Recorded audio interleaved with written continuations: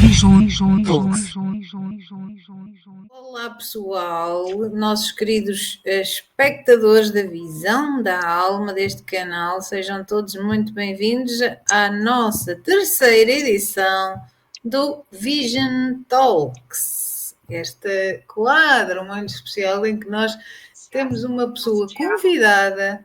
Como vocês já sabem, são pessoas de várias, de diferentes áreas, diferentes profissões e que vêm conversar connosco sobre o que os leva a fazer aquilo que fazem, o que é que os leva a viverem o seu propósito de vida da maneira que o vivem.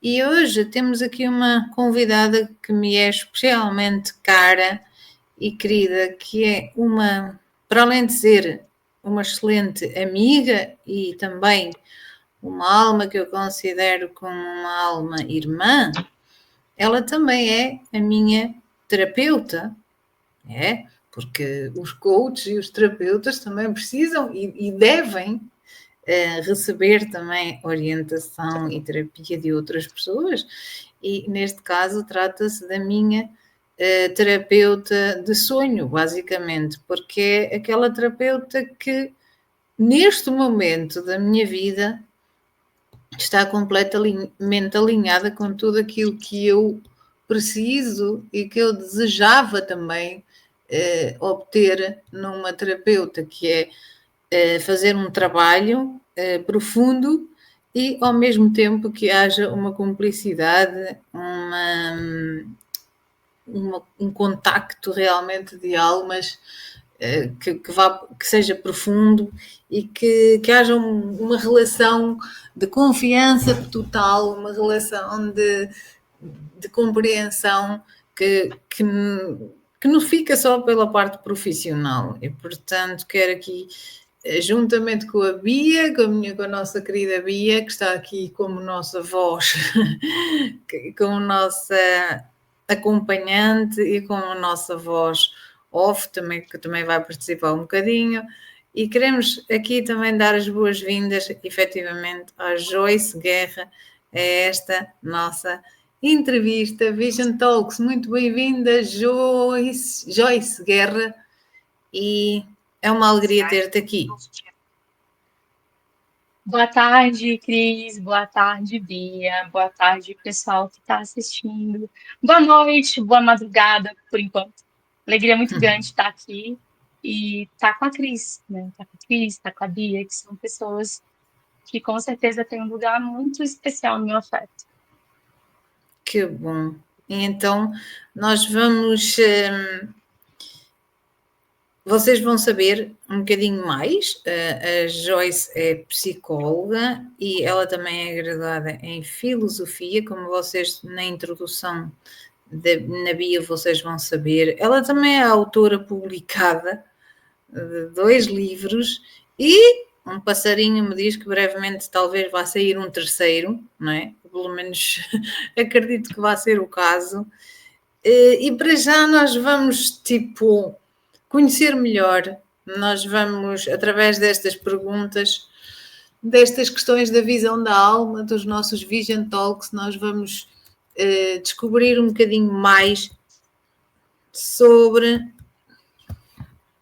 a vida e a missão de vida e o trabalho da Joyce Guerra, que para além de ser tudo isso que vocês já sabem, ela também é uma artista.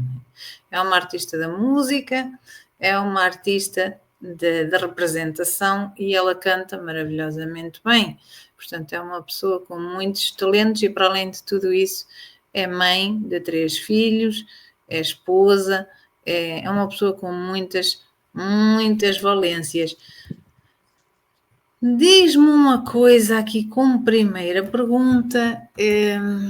Eu queria te perguntar como é que tu foste escolher, como é que foi o teu percurso e como é que tu foste escolher a filosofia e a psicologia para ti?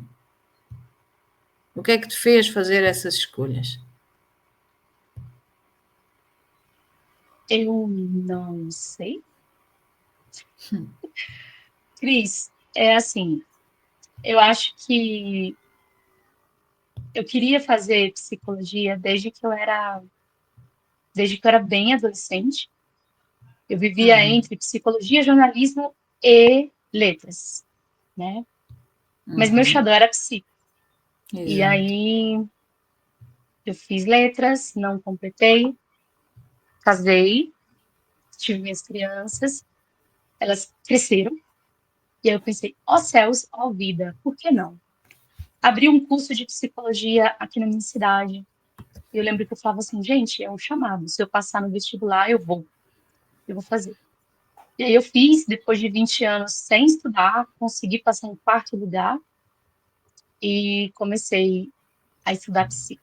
Aí, duas coisas aconteceram, né? A primeira coisa foi que eu entendi que eu precisava de aula que eu precisava me graduar em filosofia. Se eu fizesse filosofia enquanto cursasse psicologia, eu teria um belo desconto, né? E eu entendi que estudar filosofia seria uma coisa que eu faria para mim e por mim, Exato. porque eu teria um repertório do que outros filósofos fizeram, disseram, e eu notava que muitas vezes, quando eu tinha meus pensamentos, eu estava refazendo o projeto da roda, sabe? Aquilo já existia há muito tempo e eu ficava quebrando Exatamente. a cabeça. Então eu falei, Pois. gente, eu tenho que fazer filosofia. São só 3 aninhos, fui lá, fiz. E aí o que aconteceu? Quando eu estava nesse processo de fazer filosofia online e psicologia presencial, aconteceu o psicodrama. Eu conheci o psicodrama e o psicodrama foi aquela coisa que eu conheci. Eu falei, eu quero fazer isso e pronto. Não tinha muito o Era que isso fazer mesmo. mais. Era isso Assim, mesmo. sim, Era, ele me era fisgou precisamente, totalmente. exatamente. Foi aquela coisa que, tipo, aquele amor que bateu e tu disseste, é por aqui, não é? Sim. E aí o meu plano brilhante era, eu vou fazer psicodrama em São Paulo e Deus que me ajude para poder viajar, dormir, comer em São Paulo. Exato. Quando veio a pandemia, uma escola que inclusive é uma referência em inclusão de pessoas com deficiência, embora não seja uma escola de pessoas com deficiência ou para, ela abriu o curso de psicodrama online. Uau! E eu falei, meu Deus, socorro, né?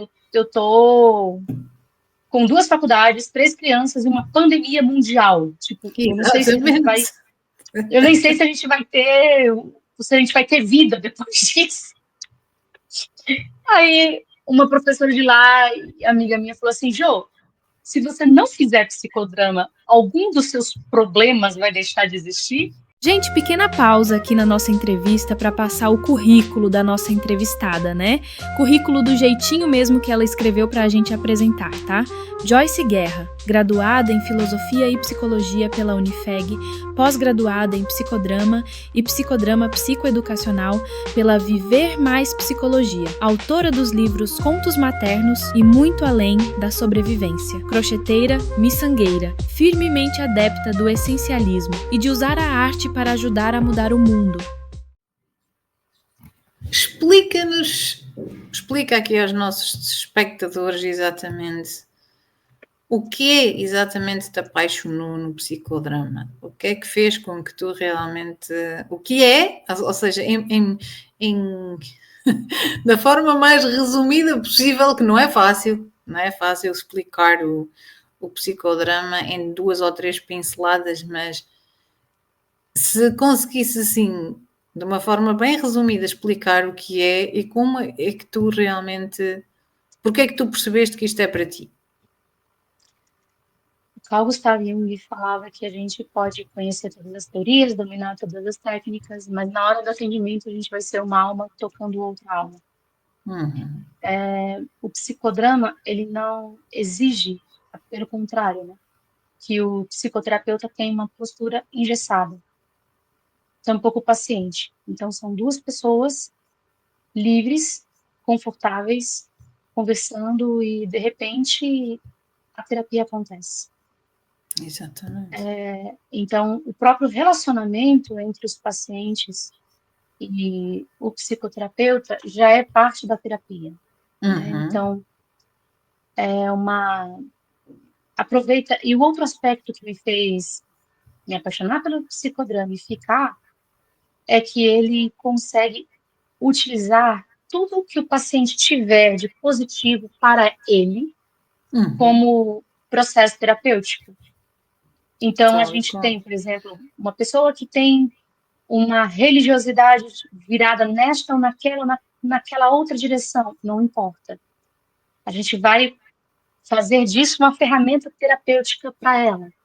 Ela tem Exato. esta ou aquela crença, este ou aquele ideal, a gente utiliza o que ele tiver. Tal e Então, o qual. paciente cabe por inteiro. A gente cabe por Exato. inteiro no psicodrama, mas o paciente também cabe. Também. Então, é isso. Acho que isso, para mim, é muito forte. É. É justamente também a vertente que mais me atrai a mim no psicodrama para fazer dele o principal instrumento para a minha própria terapia. O facto de tu trabalhares com isso foi uma das coisas que me fez escolher-te como terapeuta. Olha só que Para honra. além de nós realmente já termos alguma afinidade, porque vinhamos de projetos em que nós nos conhecemos, projetos ligados à música, mas o facto de estares a trabalhar com esta vertente, que eu acho que realmente é isso tudo que tu disseste, ou seja, é uma forma de tocar almas dentro da terapia, sendo que as pessoas, quer o terapeuta, quer o paciente, são pessoas livres, que estão confortáveis naquela situação e que podem pegar em si próprios e fazer e transformar todos os recursos que a pessoa tenha em ferramentas terapêuticas. É uma coisa que me fascinou e que me fez efetivamente escolher trabalhar contigo. E tem sido, como tu sabes, e digo agora também perante os nossos espectadores, tem sido maravilhoso, tem sido uma experiência extremamente profunda e tem sido uma descoberta, porque tem sido mais do que aquilo que eu estava à espera. Tem sido muito mais intenso e mais profundo do que aquilo que eu já esperava que fosse. Sim. E como é que tu sentes que o teu trabalho contribui para o desenvolvimento humano teu e dos teus pacientes? Uau. Cris, eu entendo que para você fazer terapia, fazer psicodrama, você usa a nossa necessidade de se conectar a outros seres humanos, ela torna-se uma abertura de receber outros seres humanos. E eu sinto que o psicodrama, ele não só nos permite, enquanto terapeutas, sermos generosos com nossos pacientes, mas também ajuda os nossos pacientes a serem generosos consigo mesmos. E eu acho que a gente vive em um contexto psicossocial, político-social, afetivo, em que a generosidade tem sido muito subestimada, né? O direito à ternura, o direito ao afeto, sabe? É como se fosse uma falha de programação nossa. Mas o psicodrama, bem como algumas outras abordagens, isso não só tem espaço, como é bem-vindo. Então, é um elemento. Então, a partir do momento que eu recebo uma pessoa, que eu não sei quem é, eu não sei de onde veio, eu não sei quem ela é, mas eu simplesmente permito que ela esteja comigo de uma perspectiva humana, não tem como eu sair intacta. E é muito Exato. bom, né? Então, ela, na verdade, o que acontece? Parte do processo terapêutico é realizado a partir do momento em que a gente consegue construir um vínculo saudável com outro ser humano. Então, a partir desse vínculo saudável, eu consigo transferir essas matrizes de saúde emocional para outros vínculos. Exatamente. nos quais eu esteja inserida. Então, para o psicodrama, a gente adoece em relação, mas a gente também se cura em relação. Em relação. Uhum. Sim. E, obviamente, a gente, enquanto faz o processo terapêutico, é aconselhável, profundamente aconselhável, a gente também estar em terapia, para justamente ajudar-nos a elaborar os aspectos que são suscitados em nós pela própria terapia. Tal e qual. Uhum. Sem dúvida. É muito interessante, não é?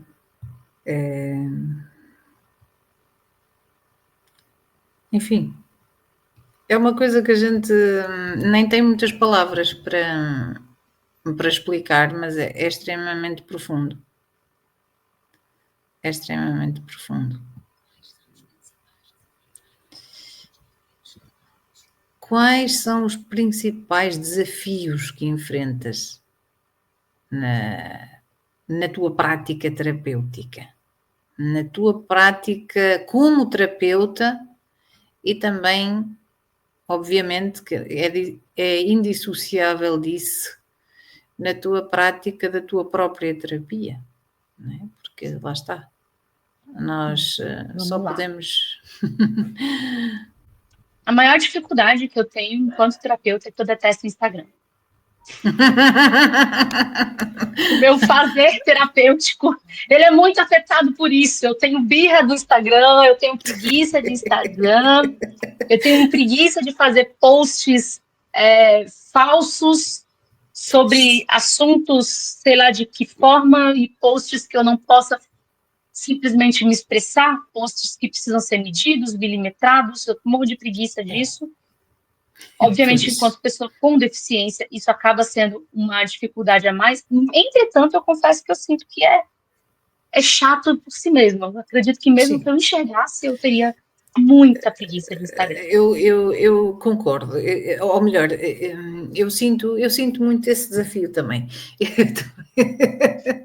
Então, e o povo fala assim, você precisa postar todo dia, Instagram é parte do seu trabalho. Eu falo, não, eu não vou fazer isso, desculpa. Exatamente. Não vou, eu sou psicóloga, eu não sou social media, não tenho paciência. Exato, então não tens necessariamente que ser influencer, não é? Não tenho vontade, desculpa, aí tô sendo sincera. E aí, enquanto pessoa que faz terapia e tal, eu acho que o meu maior desafio é... eu não sei, eu acho que eu tenho muitos desafios ainda. Mas eu acho que rola uma autossabotagem, sabe? Tem os casos mais complicados e você fica assim, meu Deus, eu não quero ficar... Eu quero oferecer o melhor que essa pessoa... O melhor que eu puder oferecer para essa pessoa. Porque eu posso ter 10 pacientes, né, por exemplo, mas ela só tem uma psi. Exatamente. E aí eu fico nessas, assim, de meu Deus, eu tenho que correr atrás, eu tenho que oferecer o melhor do melhor do melhor para ela, porque ela merece. E aí nisso, é claro que por vezes eu posso me cobrar de forma improdutiva, né, porque a cobrança improdutiva é tortura emocional, não vale de nada. Pois, ora. Sim, e para aprender, esse limiar é tentativa e erro.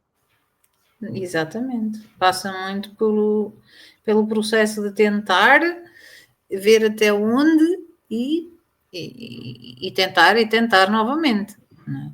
E tentar sempre com um grande nível de compaixão por nós próprios, com exigência, sim, por um lado, mas também com a compaixão necessária e a empatia por nós próprios. Não é? E é aí que muitas vezes bate o desafio. É encontrar o equilíbrio entre o querer fazer bem, que é bom e que é normal e que é saudável, e querer dar o nosso melhor, e por vezes o facto de nos cobrarmos em excesso, que depois acaba por nos esgotar e por também ser contraproducente para a outra pessoa. Gente, já que vocês falaram que eu podia falar, né? Queria fazer só um comentário sobre isso. Boa tarde. Boa tarde, Beatriz, bem-vinda! Estou voz off aqui, porque estou uma bagunça, mas enfim. Eu acho que é interessante isso, né, de você, essas carreiras que a gente escolhe de trabalhar com o ser humano, né, coach, psicóloga, professora. Professora, exatamente. Porque o ser humano é sempre um desafio, né? A gente não tem receita pronta, né? A gente está sempre aprendendo alguma coisa nova, a gente está sempre se surpreendendo, a coisa não fica repetitiva, mas ao mesmo tempo isso causa um desafio que às vezes a gente fica, e agora? O que eu vou fazer, né? Como é que vai ser esse trabalho? E às vezes a gente pode se frustrar com alguma metodologia que a gente pegou ali e não funcionou, e a gente tem que descobrir outras, e é bem complexo. Sem dúvida. Então, Bia, o psicodrama, ele tem cerca de 70 técnicas. Uau! Tipo assim, 70. Então, imagina que o profissional, por acaso, domine todas elas. Parabéns para ele. Mas essa coisa de quando usar, exige uma sintonia nossa com ele, é um nível de sintonia psicoafetiva que é muito grande. Eu lembro, por exemplo, que em processo de supervisão, eu lembro que um dia a supervisora falou para mim assim, Jô, você está enrolando esse paciente. Uhum. Eu disse, não é isso, é que eu sei que se eu puxar agora, ele vai sofrer muito. Você vai ter que fazer ele chorar. E caramba. Eu falei, olha, enquanto ele não chorar, enquanto ele não se conscientizar, enquanto ele não assumir essa dor, ele não vai andar para frente. Você tem que dar esse passo, porque isso aí que você está fazendo, você está esperando ele ficar mais pronto para passar por isso, ele não vai ficar mais pronto. Porque ele está em negação há décadas. Exato, e eu estava assim, eu não queria fazer a pessoa chorar. Eu não queria, e tem vezes que eu fico muito... é difícil, porque embora a gente saiba que vai ser bom para ele, mesmo a curto prazo, você pensa assim, meu Deus, essa pessoa já passou por tanta coisa. A vida dela já é tão difícil nesse momento sabe? E não tem jeito, ela tá lá para isso. Só que ela não sabe. Você não pode falar, oi, eu vou te fazer chorar, vem cá. Exatamente. Compreendo perfeitamente. É muito desafiante.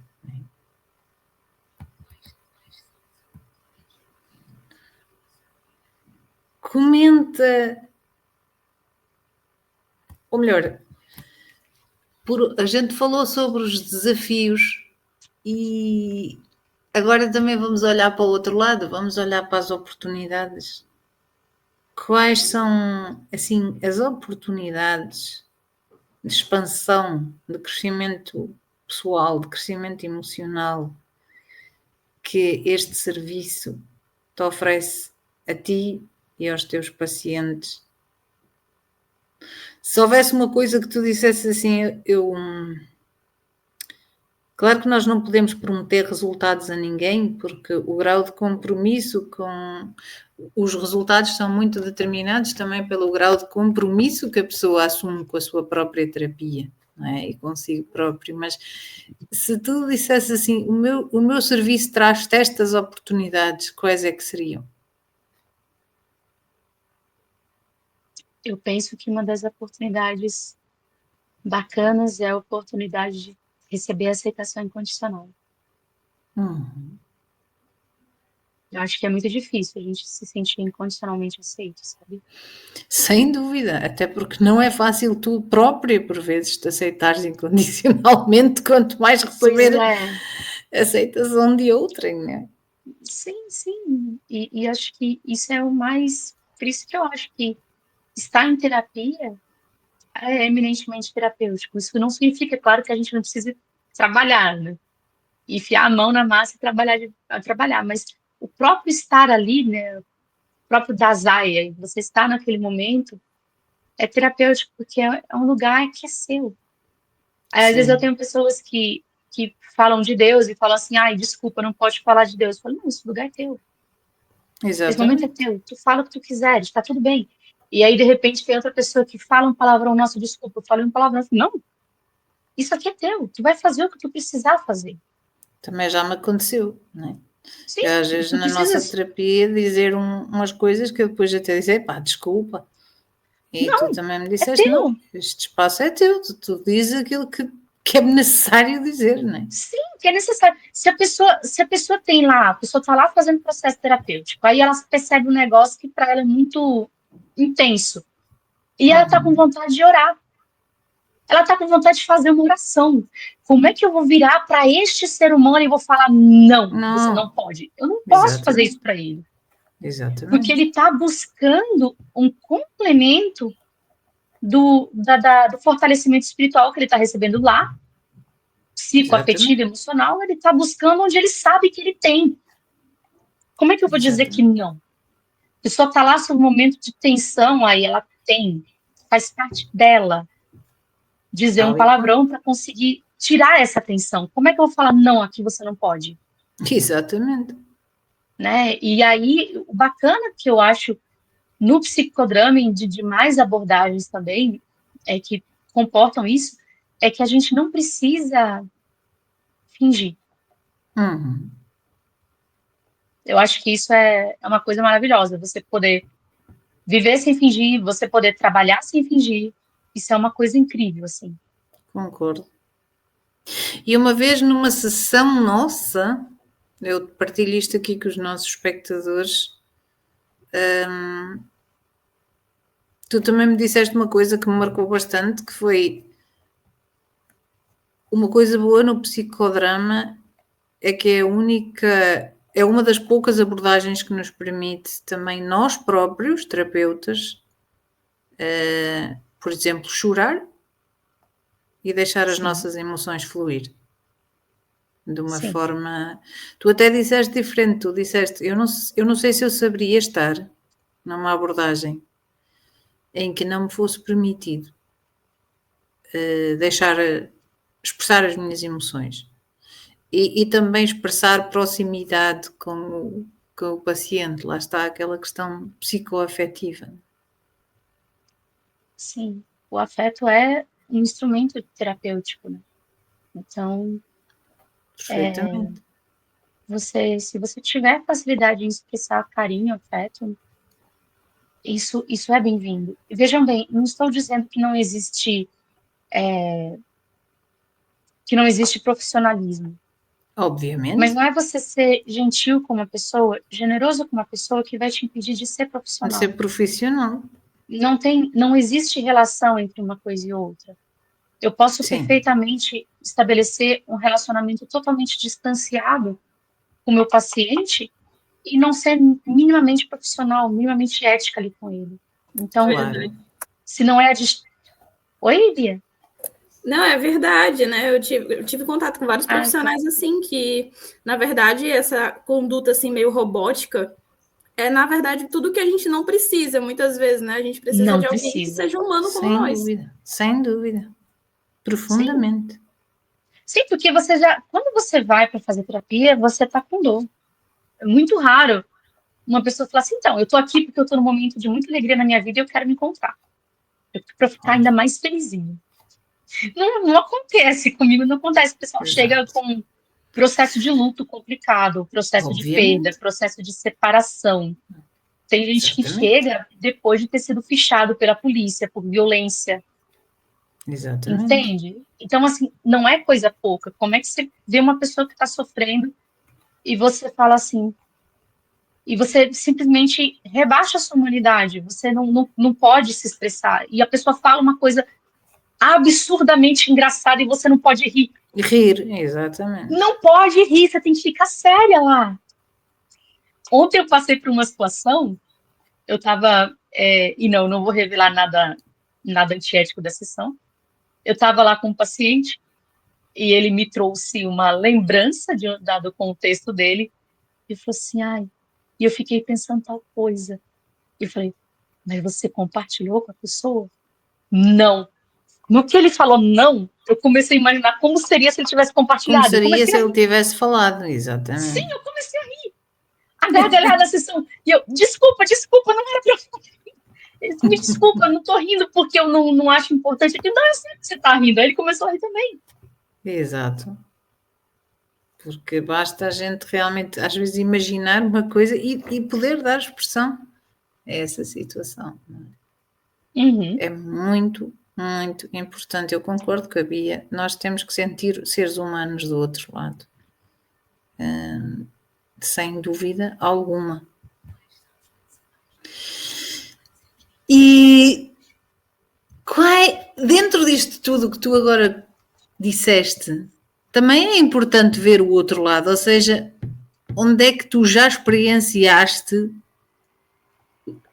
uma situação de limite, uma situação tipo bandeira vermelha, em que tu disseste, eu não consigo suster esta situação aqui. Nossa, já aconteceu sim. Já aconteceu. Eu lembro que eu tive uma professora que ela ensinou a gente a identificar a perversidade. Então, existem pessoas que elas estão lá, mas elas estão lá porque elas são obrigadas, mas elas não querem estar lá.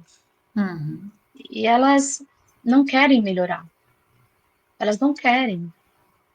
E aí é uma sessão extremamente pesada, porque quando a gente faz um movimento de se conectar, a gente vai se conectar com o que aquela pessoa tem. Então é um lado de muita perversidade, de muito mal-estar. E eu lembro que eu estava na supervisão e ela falou assim, olha, se você chegar no paciente para se conectar com ele e você tiver dor de cabeça e náusea e arrepio ao mesmo tempo, você está com um paciente perverso.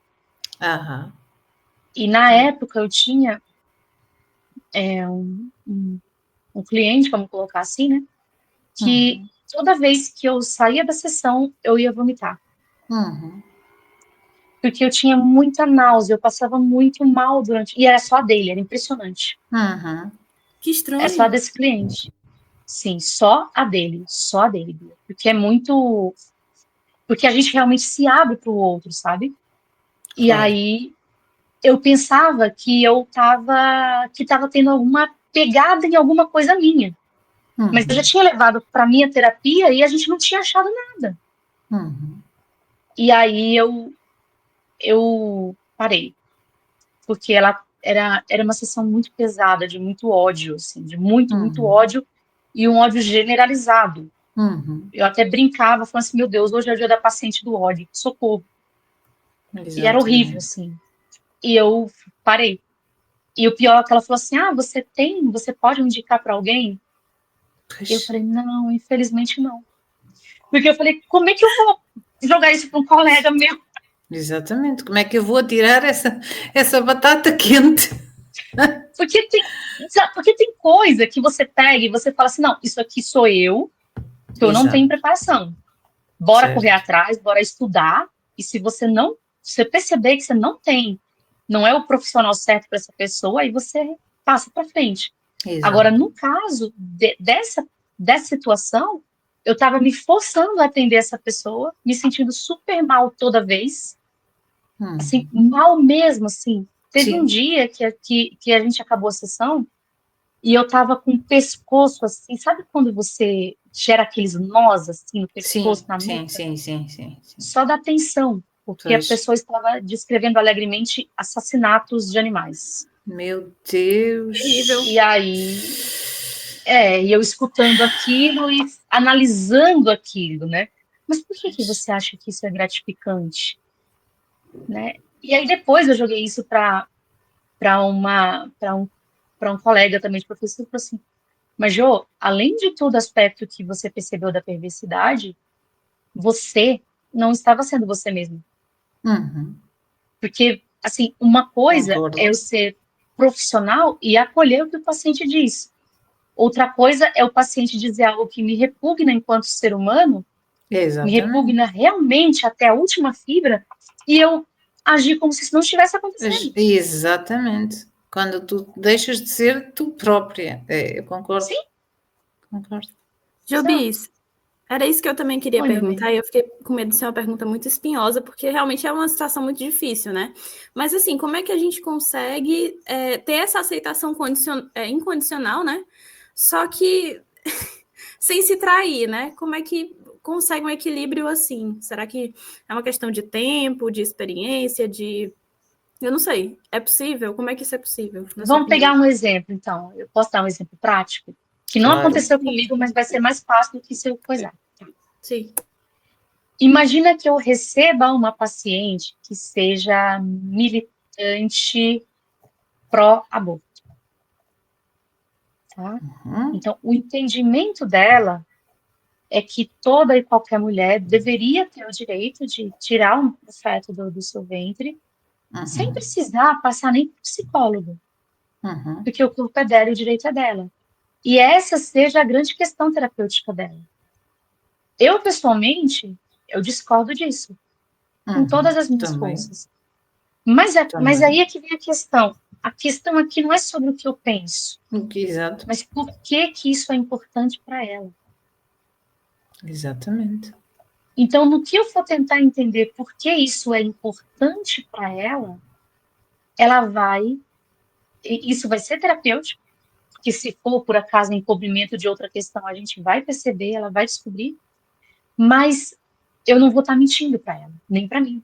Porque Claro. Se ela chega lá e fala assim, eu acredito nos direitos reprodutivos de todas as mulheres irrestritamente, eu acho que o aborto é um direito natural, e eu falo, eu também! Claro que não vais fazer isso, não é? Porque não é verdade. Não, eu me traí. Não é... E estou mentindo para ela. Aí traz-te e mentes para ela também. Sim, a gente não pode mentir para o paciente. Exato. Mas se ela pega, fala isso, mas quando que você se reconheceu como ativista dos direitos reprodutivos?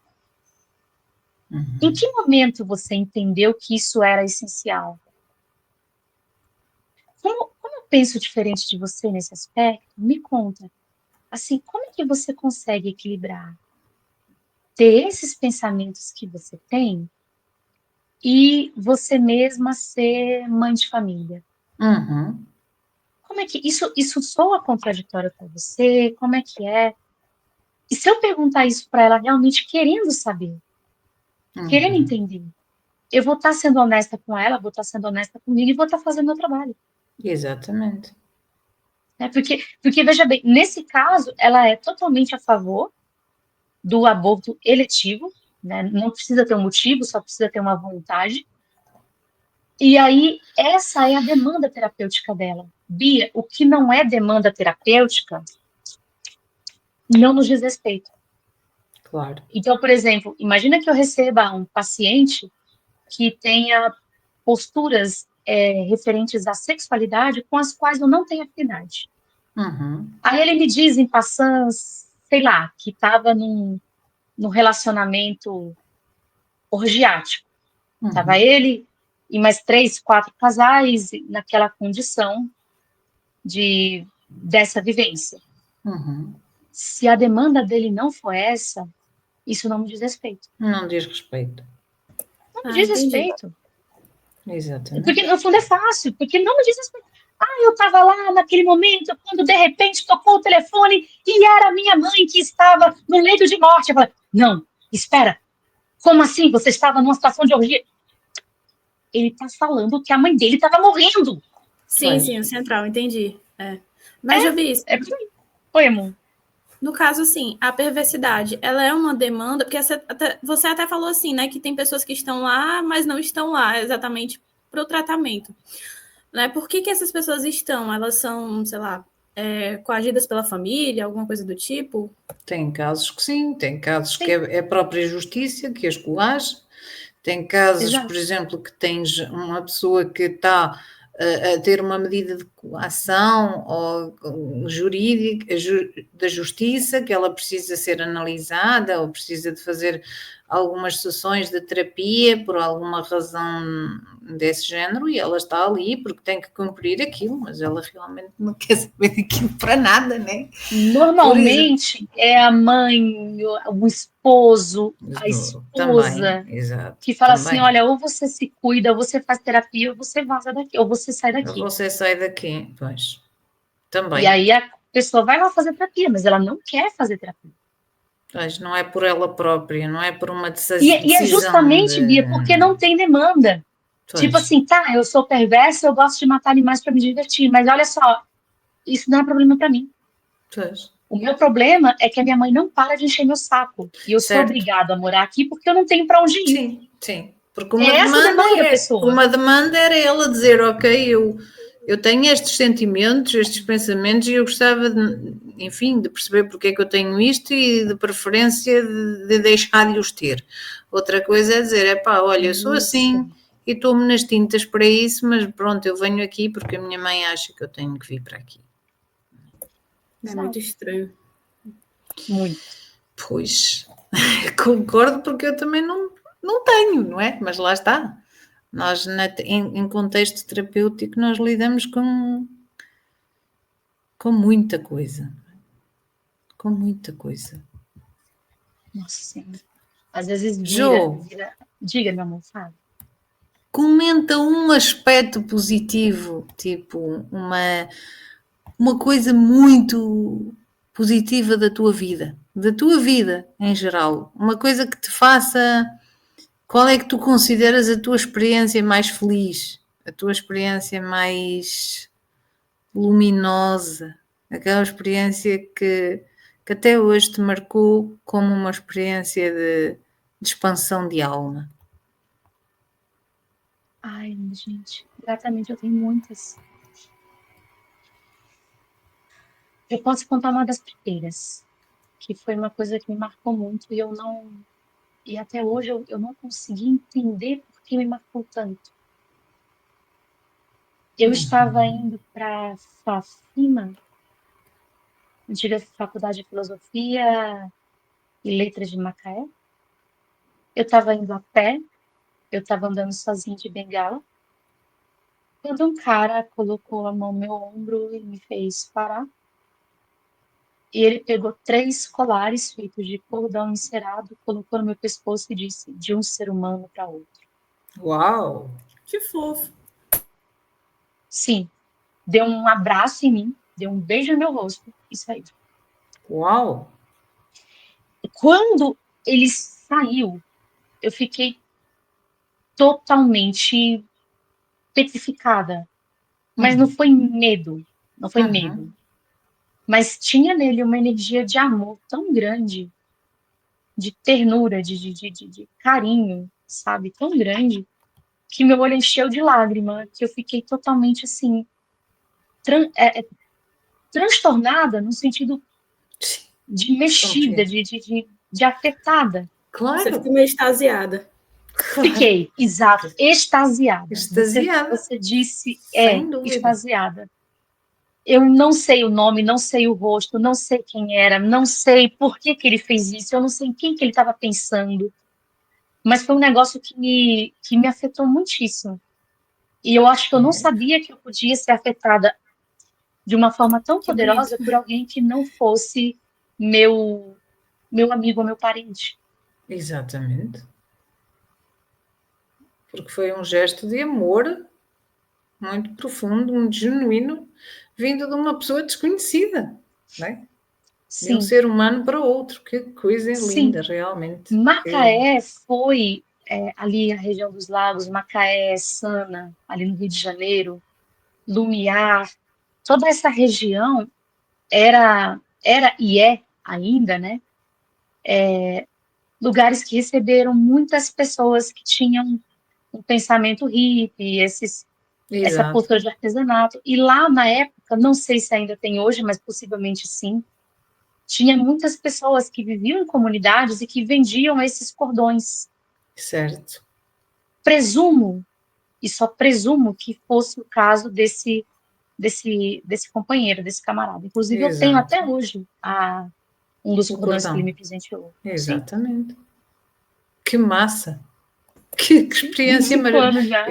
Eu compreendo perfeitamente que tu tenhas sentido assim, porque são realmente experiências muito especiais que a gente pensa assim, o que é que o universo me quer dizer com isto? O que é que a vida me quer dizer com isto? Porque isto é uma mensagem da vida, não é? Uma mensagem divina através de um ser humano. Que a gente fica, o que é que tu me queres dizer com isso, Deus? Não é? Ou talvez Deus queira dar um respiro, né? Às vezes a gente está num momento Exatamente. difícil, talvez lembrar uma situação dessa É algo que você volta àquela energia, né? Que você Sem vivenciou. dúvida. Sem E dúvida. eu estava vendo um período de muita aridez, né? Então, Ora, isso foi um presente foi uma muito grande. mensagem muito especial, né? Do universo. E agora, o inverso, ou seja, um momento realmente de noite escura da alma que tu tivesses vivido e como é que fizeste ou como é que fazes para superá-lo, para transmutá-lo, para realmente passares por ele de uma forma curadora. Então, eu acho que tem momentos que você não supera e que você não passa por eles, sabe? Porque para você conseguir passar por ele vai ter que te quebrar. Depois que ele te quebrar e você juntar os cacos, Isso mesmo, você não vai ser quem você era antes. claro. E o que acontecer depois vai crescer, vai se desenvolver ao redor das fissuras que aquilo deixou em Exato. você, sabe? Então, assim, eu percebo que não foi teu caso, mas eu sinto que a gente pensa muito mal o verbo superar, como se a gente pudesse realmente virar qualquer página e chegar no. Isso é uma verdade muito importante, porque o superar muitas vezes é entendido como fazer de contas que realmente aquilo passou por ti, mas tu vais conseguir virar a página e ser exatamente como eras antes. E isso, superar muitas vezes não é isso. Superar é continuar viva e vivo, apesar de e com isso. Não é? Por isso é que eu disse, antes de eu dizer superar, eu também disse transmutar. Porque eu também tenho essa consciência e é muito importante tu trazeres isso aqui. Eu acho que a Jobis caiu. Também me está a aparecer. Deixa eu ver se eu acho ela. Estou a falar justamente em continuarmos vivos, em continuar viva e transmutar, ou seja, viver na nova identidade ou na nova forma de vida que essa situação te trouxe, não é? E, portanto, nesse sentido, e é muito bom teres trazido isso, que nem tudo a gente supera no sentido de, pronto, vira para trás das costas e continua a história como se nada fosse, mas tendo em conta estas situações transformadoras que muitas vezes servem para a nossa evolução, precisamente porque nós vamos passar por um salto de identidade, partilha connosco uma experiência dessas, não é? De uma noite escura da alma que tu tenhas conseguido realmente, ou que seja para ti hoje em dia, que tenha sido decisiva para a tua evolução. Eu acho que o abandono. A sensação de abandono, eu acho que é uma sensação muito forte, porque além da decepção, né, entra também no pulso o nosso sentimento sobre o próprio valor. Sem dúvida.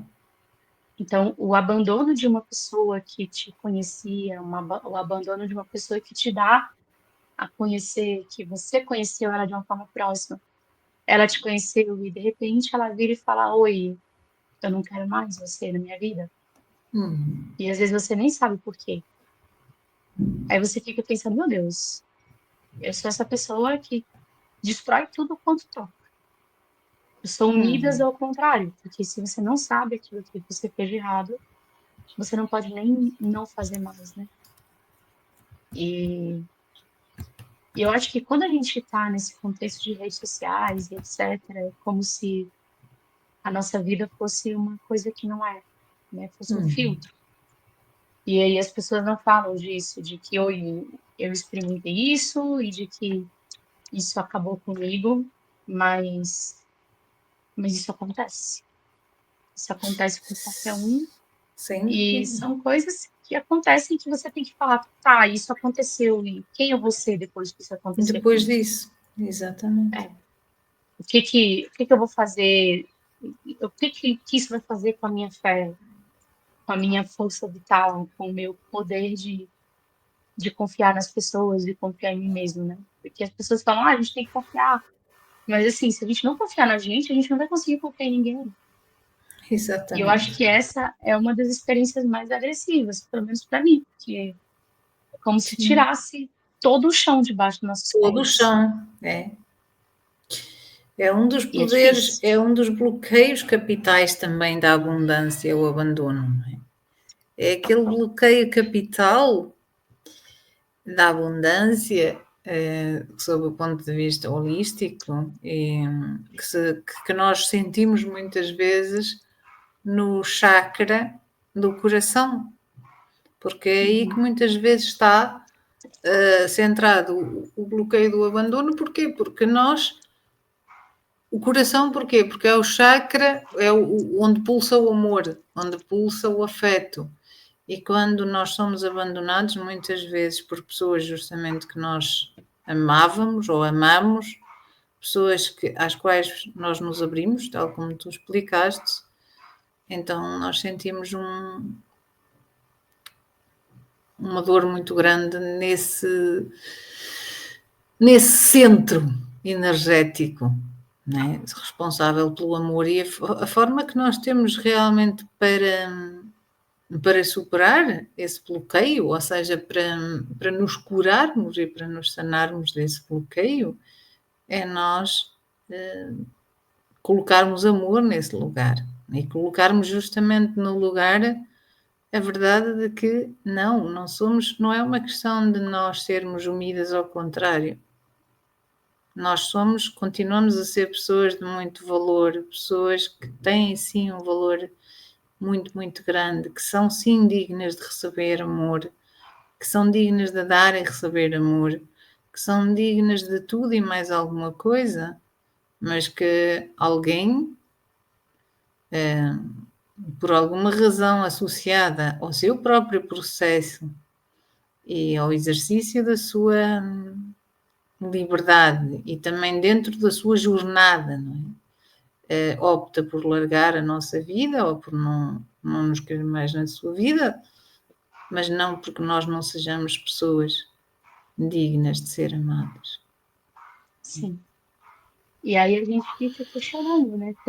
Quão apta eu sou para amar e quão apta eu sou para reconhecer o amor. Exatamente. Né? Então, eu acho que é uma coisa que marca a gente de formas muito intensas, muito Intensas. próprias. Mas a gente precisa ir adiante, a gente não pode parar. Sim. Porque uma E coisa também que eu digo pra reconhecer, mim, diga. E também reconhecer que muitas vezes estas situações externas que nos acontecem, em que somos abandonados, refletem momentos da nossa vivência nesta ou em outras linhas temporais em que nós nos abandonamos a nós próprios. Sim. Gente, eu tô lembrando daquele vídeo do Mahatria, que ele fala que as pessoas querem ser amadas de uma forma, mas os outros sabem amar de outra forma, né? Exatamente. Não é porque você está sendo amado de uma forma que você não está sendo amado. Tal e e aí qual. Essa coisa que a Jobice falou, da gente aprender a reconhecer o amor. Muitas vezes a gente confunde amor com, sei lá, afeto, com carinho, com formas muito... como é que eu posso dizer? Específicas, muito limitadas, né? Específicas e limitantes, é isso. É isso mesmo, e muitas vezes nós experienciamos realmente autoabandono que nós depois vemos na outra pessoa. E o passo é sempre nós procurarmos ver e resgatar aquele ponto em que nós nos abandonamos e depois até vamos começar a perceber que realmente aquela pessoa se calhar não nos está conscientemente a abandonar e simplesmente está ou a amar-nos de uma forma diferente do que aquela que nós esperamos, ou então realmente ela precisa, por motivos seus que estão relacionados com a sua jornada, de se afastar da nossa vida. Sim. Mas é uma É, experiência saber deixar alguém chegar e saber deixar alguém partir é muito difícil. muito, Verdade. muito desafiante, sim. Muito Deixar alguém desafiante. chegar também é difícil, né? Porque a gente vai se colocar, de certo modo, em posição de vulnerabilidade, Tal e qual. né? Cris, Então, Sim, querida. eu acho que é bom escolher a última pergunta, porque já é 15h25. sim. Qual é a tua maior qualidade, Joyce? Caramba, Cris. Qual é que tu consideras ser a tua maior qualidade? Caramba, Cris. Olha, eu posso até ser sincericida, mas eu não sou mentirosa. Grande E eu gosto qualidade. de ser assim. É, eu gosto de ser assim. É. Então, É bom. pro bem ou pro mal, você vai saber o que está acontecendo. Então, se eu gostar de você, eu vou falar, eu gosto de você por isso, eu gosto de você por aquilo, eu te admiro porque isso. Então, eu não tenho nenhum problema em elogiar as pessoas, em reconhecer o mérito das pessoas. Mas se as coisas não estão ruins, você até pode, não estão bem, você até pode discordar de mim. Mas você vai saber exatamente por que eu tô chateada. E eu acho que essa é uma qualidade. Porque Sim, sim. todo mundo que está convivendo comigo, gostando ou não da experiência, vai ter muito claro o que está acontecendo do meu lado. Não vai ter quebra de expectativa, né? Não vai, exatamente. Não, nem ficar, meu Deus, o que aconteceu? Sabe? Certíssimo. E eu acho que sim, que isso é uma grande qualidade. E por fim, Que acho que é uma coisa que fechamos. pouca gente fala, né? E é uma qualidade realmente. Também há muitas pessoas que não reconhecem isso como uma qualidade, não é? E Sim, assim, tem processo de amizade que terminam, eu falo, olha, eu não consigo lidar com isso. Eu não consigo lidar. Como é que a gente vai fazer? E é difícil ser tão honesto assim, mas eu acho que as pessoas merecem. merecem, sim. Todos nós merecemos esse grau de honestidade e, em primeiro lugar, nós próprios connosco próprios, não é? E depois Sim. conseguimos transmitir verdadeira honestidade ao outro. Para terminar, minha querida, com muita pena, porque o tempo passa muito rápido e efetivamente estas entrevistas são deliciosas. E havia muita coisa ainda mais, e eu acredito que vamos ter outras oportunidades mais tarde de conviver no âmbito do Visão da Alma. Mas para hoje, diz-nos só assim, antes de nós fecharmos a entrevista, onde é que as pessoas te podem encontrar? Tipo, redes sociais, locais públicos, blogs, sites, páginas. Temos também, obviamente, canais do YouTube, não é? Um dos teus canais vai ficar aqui como referência e também podes publicar a tua entrevista por lá, a nossa entrevista, mas existem mais algumas plataformas onde as pessoas te podem conhecer melhor ou alguns conteúdos teus que tu achas que te representam e que possam levar as pessoas até ti. Eu tenho um Instagram que serve para você entrar lá e falar, ela tem um Instagram. Ele tem essa grande função. Você entra lá e você fala, ela tem Instagram, estou vendo. Que é o @JoyceGuerraPsi.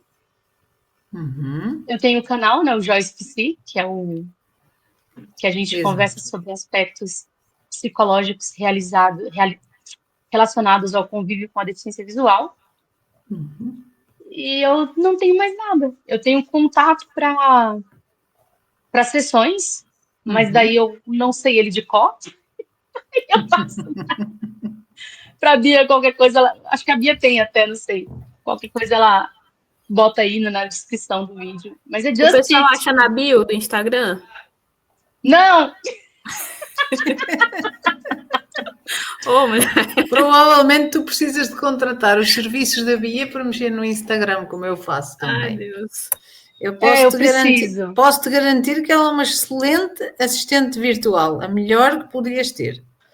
Oh, mas eu Portanto, vou de fato conversar com ela sobre isso, porque faz eu isso. preciso ter coragem de fazer pelo menos uma postagem por semana ou por mês. Porque é horrível, assim. É. Um E dia. eu não sei se é permitido falar aqui sobre o clube da Força. terapia. Força. Pode falar, Bia. Ou você quer que eu fale? Você que é a dona, ué.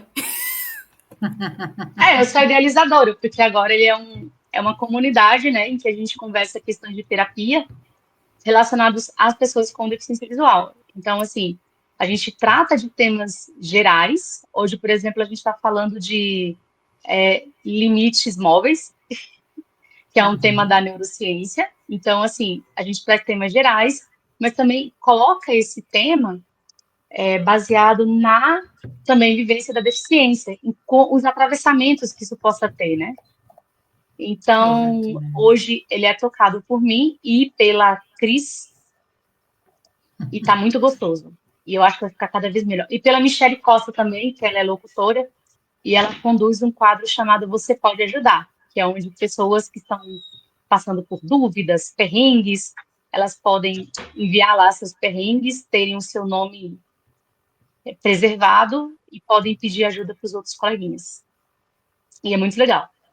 Aí, no caso, ele entra como ambiente terapêutico de complexidade, de primeira complexidade, né? De assistência primária. Exatamente. Depois, para mais necessidades mais profundas, obviamente, é preciso contactar a Jo para sessões. Ou outro terapeuta de sua Ou outros, confiança. obviamente, isso é um facto. Tipo Mas coach alguém também, que é um queira fato. trabalhar com a Jobis de uma forma mais profunda, ou comigo, ou com outra pessoa, depois precisa, e também acontece essa orientação, não é? Quando nós vemos lá dentro do clube, que às vezes há pessoas que até já estão num âmbito a fazer trabalho terapêutico, e há outras que às vezes podem eventualmente lá colocar umas questões que nós dizemos, isto não é bem para aqui, ou seja, claro que podes abordar isso aqui, mas para experienciares a ajuda que realmente precisas de uma abordagem individual mais profunda. O clube da terapia é tipo, eu quero falar com a crush e eu não consigo, sabe? Aí, é tipo isso. Aí tem que ser com a Jobis. Exatamente. Mais ou menos isso. Eu estou com problema com a minha família, eu estou, mas se for uma coisa mais séria, você precisa de uma ajuda capacitada, né? E, gente, pelo amor de Deus, não vão atrás de aventureiros, pelo amor de Deus. Pois. Para isso então, também assim, não é o lugar certo. Não. Então, por exemplo, eu quero passar com um coach, tá bom, não tem nenhum problema, mas onde que esse coach se formou? Exatamente. Qual que é a especialidade dele? Eu quero passar com um psicólogo. Psicólogo? Qual é o CRP dele? Exatamente. Checa lá no CRP. Tem que ser. Então, por exemplo, tem coach que faz informações sólidas e contínuas. Tem coach que paga lá R$40 e sai dizendo por aí que é coach. Pois. Entende? Então, assim, é muito sério isso. Né?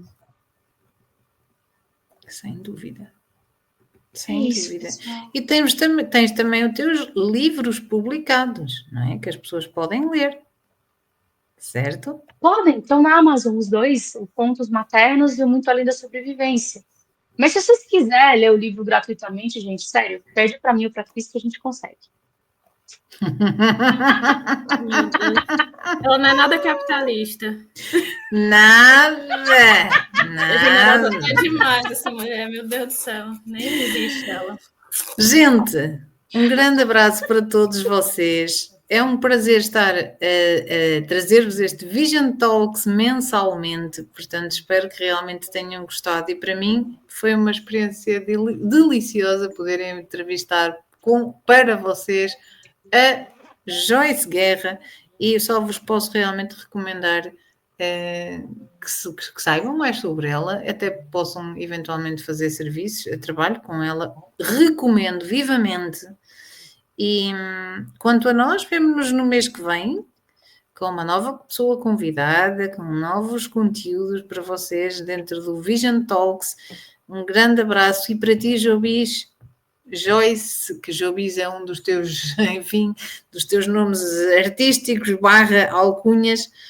Um grande, grande bem-aja por teres concordado vir aqui a este espaço e um grande beijinho para ti, gratidão e vemo-nos em breve, aliás, vemo-nos na semana que vem e estamos juntas aqui nas nossas demandas conjuntas do Clube da Terapia. E, gente, colhem na Cris, do Visão da Alma, porque ela tem conhecimento de sobra e amor de sobra. E é uma das pessoas mais idealistas no melhor sentido possível da expressão, assim. Porque, nossa, é admirável. Eu tô falando sério, assim, façam isso. Colhem aqui, não percam nenhum. Botem um lembrete, um despertador, né? Faz uma tatuagem na testa, não posso esquecer do Vision Talk, porque com certeza vocês vão sair daqui edificados, porque estar com ela é em si mesmo uma experiência edificante. Concordo Muito com tudo que grata. você falou, duas. E foi. Colhem nas Bia. duas, colhem nas duas. Colhem nas duas, é isso. E colhe na Bia também, porque a Bia não é terapeuta, mas colhe na Bia também, que ela é do bem. Se quiser aula de Yeah. português, eu tô aqui para dar, vai dar certo. Professora de português, Isso aí. assistente virtual. Um beijinho Não, quem vai atrás da grande. Bia sou eu. Beijo, gente. Tchau, tchau. Um grande abraço.